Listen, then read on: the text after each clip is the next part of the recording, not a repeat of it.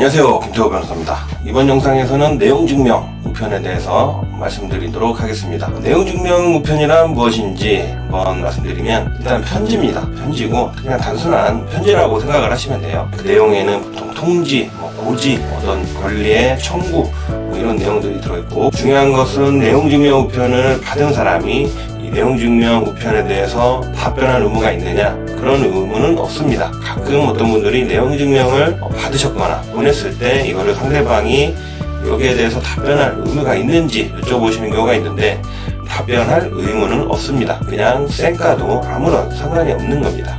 그리고 내용증명은 등기 우편이죠. 등기 우편이기 때문에 우체국이 우편물의 취급 과정을 기록하고 특별한 사정이 없는 한 그 우편물이 송달된 것으로 간주됩니다. 반면에 일반 우편은 발송을 했다 하더라도 그냥 편지 봉투함에 들어만 있을 수 있고, 송달이 안 될 수도 있고, 또 내용증명의 중요한 점은 내용을 증명할 수 있다는 거죠.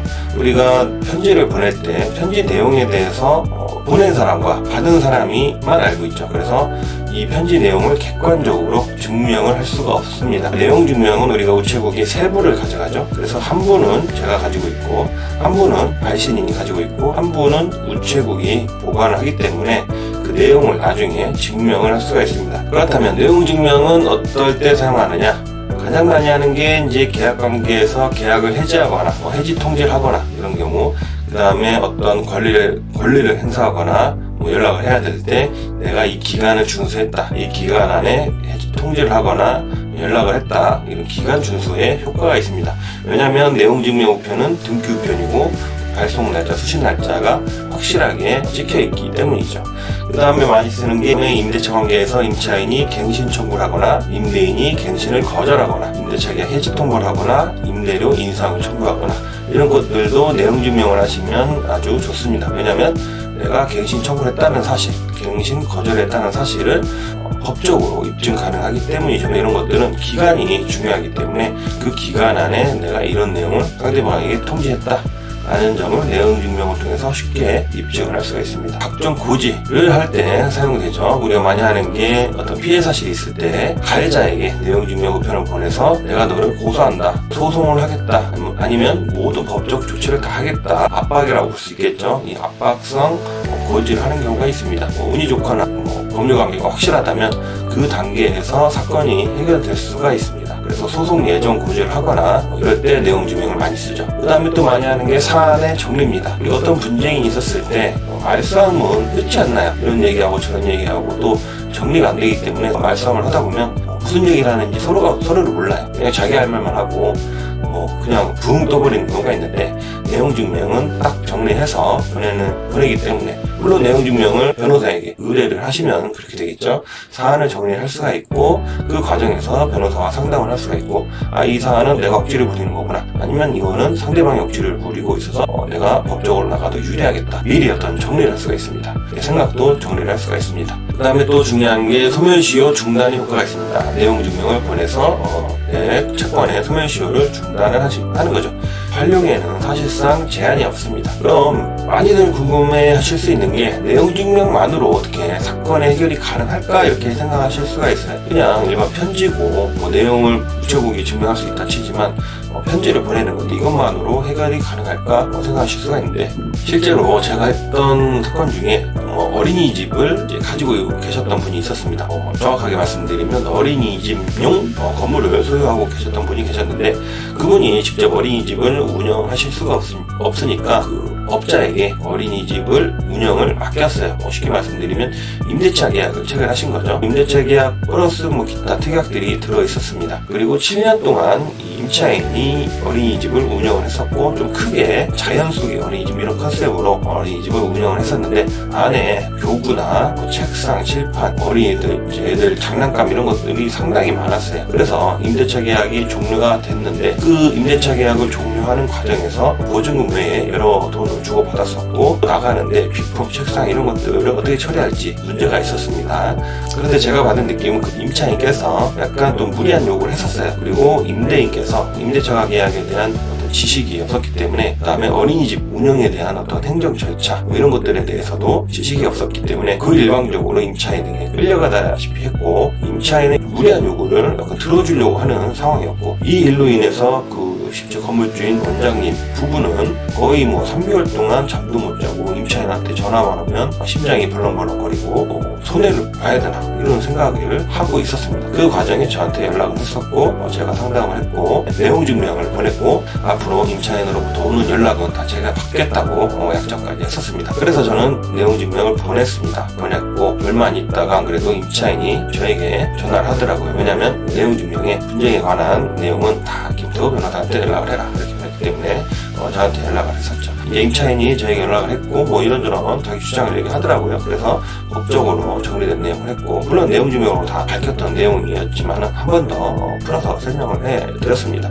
싸우는 건 아니었고, 당연히 법적으로 이러니까 당신의 요구는 적당하지 않다 설명을 드렸고, 그분도 처음에는 좀 흥분을 해서 그럼 나도 변호사한테 상담을 받아보겠다 하고 이런 식으로 얘기해서 끊었어요. 그리고 나서 또 연락을 줄 줄 알았더니 그 이후로 연락이 없었고, 결국 이 사건은 완벽하게 해결이 됐었습니다. 저희 의뢰인, 임대인께서는 내용 증명 한번 소송 안 하시고 내용 증명을 통해서 거의 3개월 동안 괴롭혔던 이 복잡한 일을 깔끔하게 해결했던 사건이 있었습니다. 그 다음에 요즘 많이 하는 게 지역주택조합이나 민간임대 아파트, 기타 여러가지 분양받는 물건들이 있죠. 이런 것들은 30일 안에 철회를 하거나, 아니면 방판법에 따라서 14일 안에 계약 취소를 하거나, 아니면 내가 사기를 당해서 계약 취소를 할 때 어떤 취소권이나 철회권을 행사하실 수가 있습니다. 물론 그런 권리들은 구두로도 행사 가능하지만, 내가 가서 구두로 말씀하시거나 아니면 직접 철회서 이런 거를 가지고 분양사무소에 가면 100이면 100도 분양상담사들은 다른 얘기를 하고, 실장이나 팀장들이 나와서 또 설득을 하고, 실제로 내가 철회하러 갔다가 설득당해서 또 엉뚱한 서류에 사인하고 오시는 분들도 계세요. 그래서 이런 경우에는 그냥 가지 마시고 변호사한테 의뢰를 해서 정확하게 사건 정리를 해서 내용 증명을 통해 철회권이나 취소권을 행사하시고, 그 이후에 반응을 보시다가 운이 좋으면 그 내용 증명 단계에서 지급했던 계약금 모두 돌려받고 소송 전에 합의하실 수가 있습니다. 이런 경우에 내용 증명을 아주 유용하게 사용하실 수가 있습니다. 그 다음에 많이 하는 상표권이나 특허권, 저작권 침해 이런 경우가 있죠. 이런 경우도 침해를 당했을 때 당하는 입장에서는 상당한 피해가 예상되는데, 내용 증명 우편에서 그런 상표권 등의 침해 행위를 즉각 중단하지 않으면 손해배상이나 형사고소, 소송을 하겠다 이런 경고를 해서 그런 침해 행위를 즉각 중지시킬 수가 있습니다. 제가 생각하는 내용 증명의 장점 5가지가 있습니다. 첫째, 신속한 마무리의 가능성이 있습니다. 물론 내용 증명을 보냈다고 해서 전부 다 사건이 그렇게 빨리 마무리가 되지 않는데, 내용 증명만으로 사건이 마무리될 가능성이 있고 실제 그런 사안들이 매우 많이 있습니다. 두 번째, 이렇게 된다면 소송에 비해서 훨씬 저렴한 비용과 시간이 들죠. 소송을 하면 보통 1, 2년 그냥 가고 비용도 상당히 많이 드는데, 내용 증명은 변호사한테 의뢰한다 하더라도 훨씬 적은 금액으로 진행 가능하고 빨리 마무리가 될 수가 있습니다.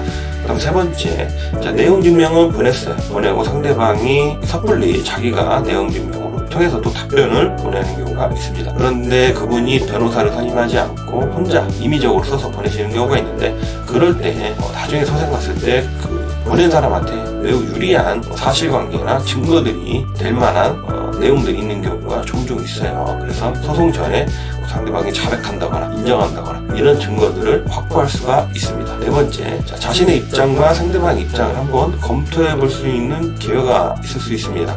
내용 증명 우편을 통해서 한번 생각을 해볼 수가 있고, 변호사와 상담을 받을 수도 있고, 그래서 본인이 어떤 무리한 오해나 생각을 한다거나 아니면 상대방이 무리한 생각이나 판단을 한다는 점을 미리 한번 검토해 보실 수가 있습니다. 그다음 5번째, 내용 증명 우편은 서류를 통해서 의사 전달을 하는 거기 때문에 명확한 의사 전달이 가능합니다. 사람이 분쟁이 있을 때 말로, 아까도 말씀드렸지만 사람이 분쟁이 있을 때 말로 싸움을 하다 보면 목소리 큰 놈이 이긴다고 한도 끝도 없어요. 그냥 몰라 이렇게 해버리면 끝나는데, 내용 증명 우편은 딱딱 정리를 해서 보내야 되기 때문에 명확한 의사 전달이 가능하고, 그때부터 분쟁 해결에 실마리가 있을 수가 있습니다.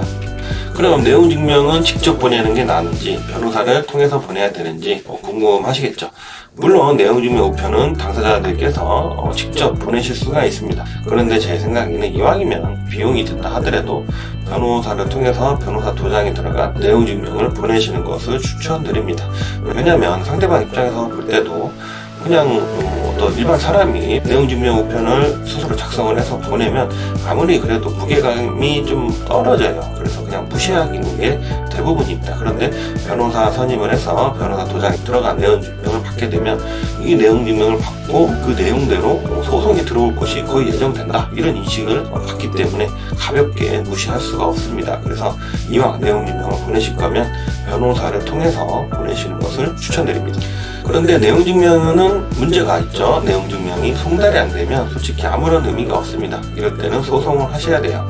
그런데 다만 발송만으로, 이 내용 증명의 발송만으로 법적인 효력이 있습니다. 그 대표적인 게 지역주택조합이나 민간임대 아파트 이런 것들의 철회권을 행사할 수 있죠. 그것들은 법에 명백하게 철회권을 행사할 경우 그 발송만으로 철회권을 행사한 것으로 볼 수가 있습니다. 철회권 행사는 30일 안에 해야 되는데 시행사가 조합들이 그 내용 증명 우편을 일부러 안 받을 수가 있잖아요.